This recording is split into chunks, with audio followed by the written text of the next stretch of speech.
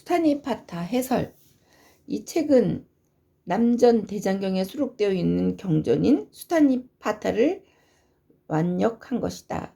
수타는 말의 묶음이고 니파타는 모음집이란 뜻으로 두 단어가 합쳐져서 말의 모음집이라는 의미를 갖고 있다. 다시 말해 수타니파타는 경전을 모은 것이란 뜻이다. 불교의 많은 경전 중에서도 가장 초기에 이루어진 경전이라는 점에서 중요성과 의미가 크다. 이 경전이 이루어진 배경은 이렇다.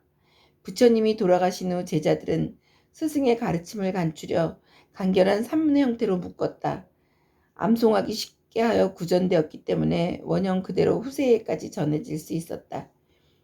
최초에는 부처님이 즐겨 쓰던 마가다어, 즉 북인도 마가다 지방에서 진리를 깨달아 부처가 됐기 때문에 마가다어로 또는 마가다어의 영향력이 큰 소고의 일종으로 구성 입에서 입으로 전해지다가 그 후에 팔리어로 정착됐다.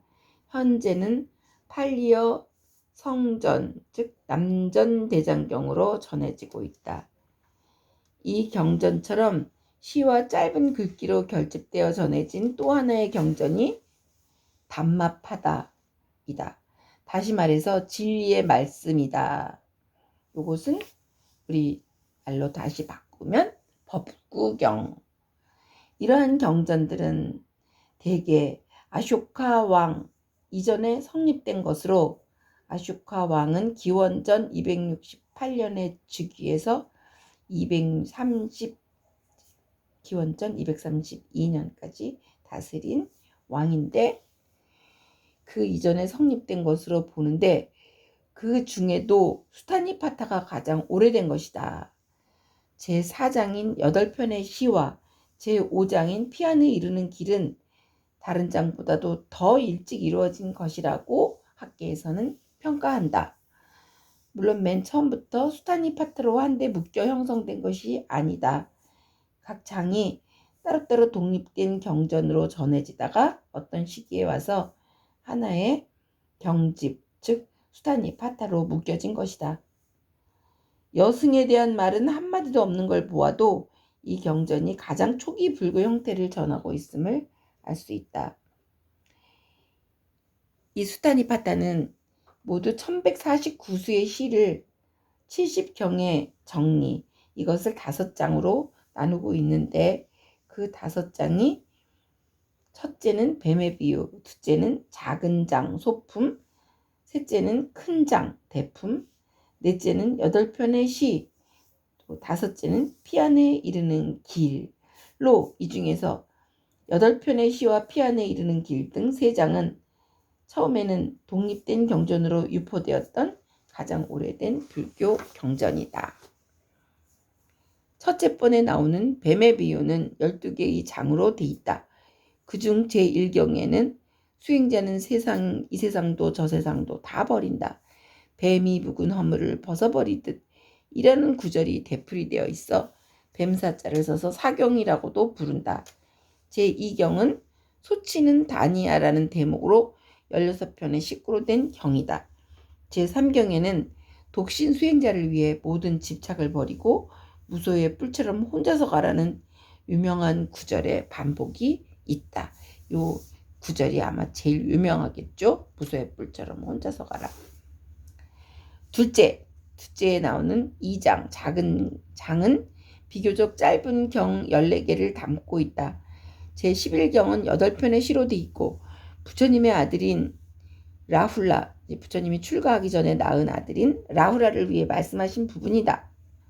부처님의 아들이라고 해서 함께 있는 승단 선배들을 가볍게 보거나 교만한 생각을 가져서는 안 된다고 타이르는가 하면 다시는 새 속에 들어가지 말라고 간곡히 당부하고 있다. 셋째 장인 큰 장에는 상당히 긴 12개의 경이 실려있다. 제1 출가경, 제2 정진경, 제11 나라카경 등 세 경은 부처님의 전기에 대한 가장 오래된 자료다. 출가, 정진, 나라카경.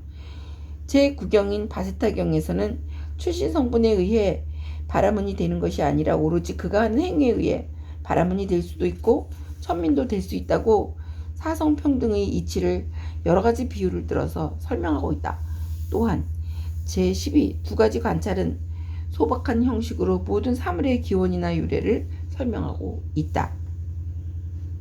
네 번째, 8편의 시는 8편의 시로 이루어진 경이 많기 때문에 붙여진 이름이다. 특히 두 번째의 동굴이나 세 번째의 분노, 이런 것들은 다 8편의 시로 이루어져 있다. 일찍부터 16경으로 구성되어 있었는데 한역인 의품경은 바로 이 경이다. 의품경이라는 경은 바로 네 번째, 수타니파타 네 번째의 8편의 시에 해당하는 장이다. 다섯째 번은 피안에 이르는 길인데 그것은 앞의 경전들과는 달리 전체가 통일성을 지니고 있다. 16 바라문들이 한 사람씩 부처님께 물으면 대답해주는 문답식의 16절과 또 서의 경을 합쳐서 18정, 18절로 되어 있다. 팔리오로 된 성전 중에는 수많은 수타가 있는데 경이 있는데 하필 이 경만을 경집이라고 부른 까닭은 다른 경전에는 그 나름의 특정한 이름이 있지만 이 경에는 그러한 이름이 없어 경집이라 부르게 된 것이다. 그러므로 이 경집에는 니테사라는 오래된 주석서가 붙어있다. 니테샤는 의미의 해석이란 뜻이다. 이 주석서는 4장과 5장 그리고 1장 3 이렇게 3경에 대한 주석이다. 이 니테사의 성립시대인 아쇼카 왕 시대에는 아직도 경집 자체가 정리되지 않았던 것 같다. 이 경전은 5장 중에서 제4장만 일찍이 한역되어 대장경 안에 수록되었고 전체의 번역은 없었다. 한역은 불설 의족경 2권인데 쿠사나 왕조 치하의 서북 인도의 제가 신자인 지겸이 중국에 와서 오나라 초기에 번역한 것이다. 우리나라의 같은 한역 불교권에서 이 경전이 알려지지 않았던 데는 그럴 만한 이유가 있었다. 그 어떤 경전보다도 최초에 성립되고 역사적인 실존인물로서의 부처, 그 육성에 가까운 원초적인 설법임에도 우리에게 일찍이 소개되지 않았다는 것은 단순히 언어의 장벽에만 까닭이 있는 것은 아니다. 이른바 소승불교라 해서 무조건 얕잡아 거들떠보지 않으려 했던 중국적인 배타성과 아집이 있었던 것이다. 초기 불교에 대한 충분한 이해도 없이 대승불교에 접근했던 그 결과는 여러 면에서 부정적인 결과를 낳았고 오늘날 승단의 혼미에까지 그 영향이 미치고 있다. 수타니파타 가운데는 발전 수정되기 전의 소박하고 단순한 초기 불교가 그대로 숨어져 있다.